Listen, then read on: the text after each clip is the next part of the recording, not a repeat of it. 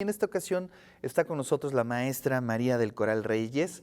Ella es alumna del doctorado en Economía Política del Desarrollo y bueno, pues la frontera, ¿no? Siempre es un gran tema de investigación. Así es. Seguramente cuando tú estabas haciendo esta investigación no tenías idea de lo que está pasando hoy en la frontera, ¿no? Así Pero es. bueno, vamos a hablar del IVA, ¿no? De cómo, digamos, impacta estas variaciones del IVA en la frontera.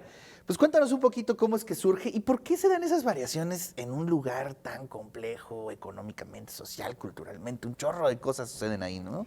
Bueno, primero que nada, muchas gracias por la invitación y espero que esta información les llegue no solamente a compañeros que están también practicando o investigando economía, sino también a aquellos estudiantes que se puedan interesar por estos temas que, como bien mencionas, hoy en día están más vigentes que cualquier momento. Sí, claro. Esta investigación se realizó en un periodo, digamos, pospandemia, donde se realiza esta reforma como una de las iniciativas más importantes del gobierno.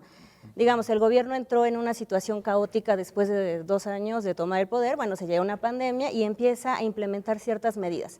En la parte fiscal se sugirió por parte del gobierno federal, pues, realizar un incentivo a las zonas fronterizas, no solamente norte, sino también sur.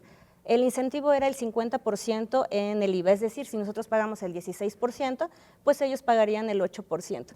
Y bueno, ¿cuál fue la pregunta que nosotros nos planteamos en esta investigación? La primera de ellas, pues, ¿cuáles son las implicaciones en términos, digamos, sí económicos, pero también microeconómicos? Es decir, ¿cuál es el impacto que tiene en los hogares este tipo de reformas? Claro.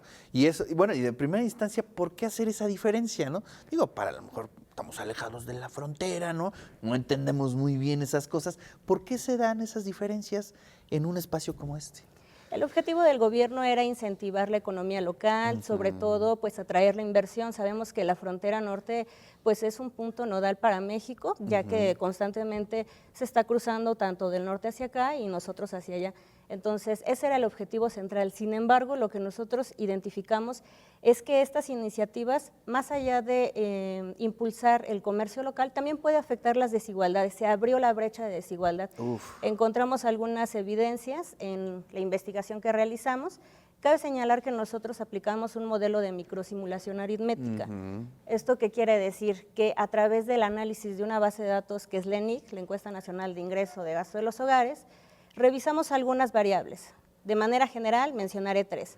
El ingreso de los hogares, para clasificarlo en deciles, algunas canastas que se consumen como bienes primarios y también la elusión de algunos productos. Entonces, ¿qué identificamos?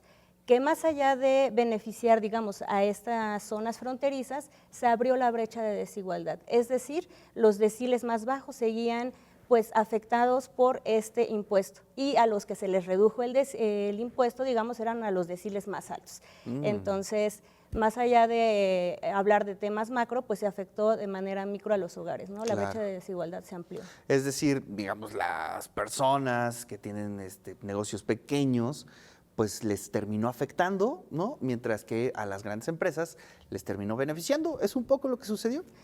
Más o menos va por ahí, sí, Sí. Principalmente en algunos hogares, y también nos dimos cuenta del consumo. Hay algunos productos que, a pesar de que tengan el incentivo en este caso del porcentaje del IVA de la reducción, mantienen o en consecuencia no se consumen de manera mayoritaria. Por ejemplo, identificamos que la caída en algunas canastas fue mayor, por ejemplo, en bebidas energéticas.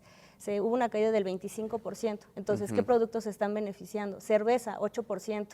En cambio, los deciles que mayor se vieron afectados pagando otras canastas, el gas LP, por ejemplo. En el decil 1 se disparó el gas LP y la electricidad. Entonces, si nosotros ponemos una balanza entre lo social y lo fiscal, podemos identificar que se están beneficiando productos que no necesariamente pues hacen bien a la salud. Ese fue uno de los hallazgos. O sea que, digamos, estratégicamente, si se hubiera hecho por, no sé, algunos grupos de productos, quizá hubiera funcionado mejor, ¿no? Exentar de IVA a ciertos productos que tú dices bien, que no hacían mucho bien a la población, pues finalmente trae consecuencias, ¿no? Así es. Lo que se intenta identificar en esta investigación es la brecha de desigualdad.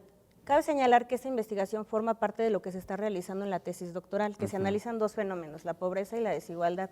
Entonces, lo que se mete en estos modelos de microsimulación es qué tanto afecta o beneficia si meto una política pública, qué tanto afecta o beneficia si meto un aumento o una disminución del IVA, del ISR, del IEPS.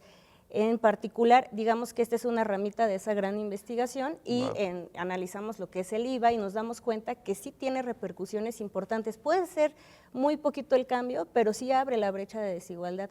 Cabe señalar que el IVA no es la primera vez que sufre cambios. Si bien se instaló en 1980, en el 90 sufrió cambios, en el 94 sufrió cambios y siempre bajo la lógica justamente de incentivar la economía local, solo que deja de lado algunas aristas, como por ejemplo, pues quiénes están consumiendo y qué productos. El decil 1 no tiene el mismo impacto que el decil 10 si le subimos 10 pesos de impuesto a las tortillas, por ejemplo. El impacto es enorme y muy diferente. Así es. Oye, pues qué interesante. ¿Ya acabaste la tesis? En eso andamos.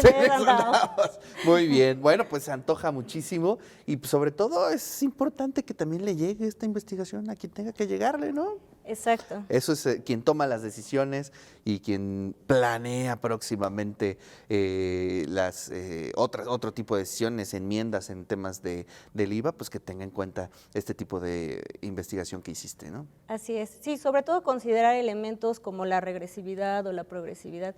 Digo, todos sabemos que el IVA es un impuesto regresivo por naturaleza porque no discrimina, ¿no? Todos pagamos IVA en cualquier producto que consumamos aquí o en la frontera. Claro. Sin embargo, el análisis que se realizó, pues sí revela algunos hallazgos importantes, ¿no? La pobreza sigue vigente en Oaxaca, Puebla, etcétera, y son los que más están pagando IVA. Claro. Entonces no se está considerando un poco a la población vulnerable. Cabe señalar que este estudio tendría que actualizarse, como bien mencionabas, ahora con todo lo que estamos viviendo en el contexto actual y ver, ¿no?, ahora cuáles son las implicaciones justamente con el tema migratorio, etcétera, etcétera. Bueno, es así, ya sería otra investigación, ¿no? Otra tesis doctoral. Sí.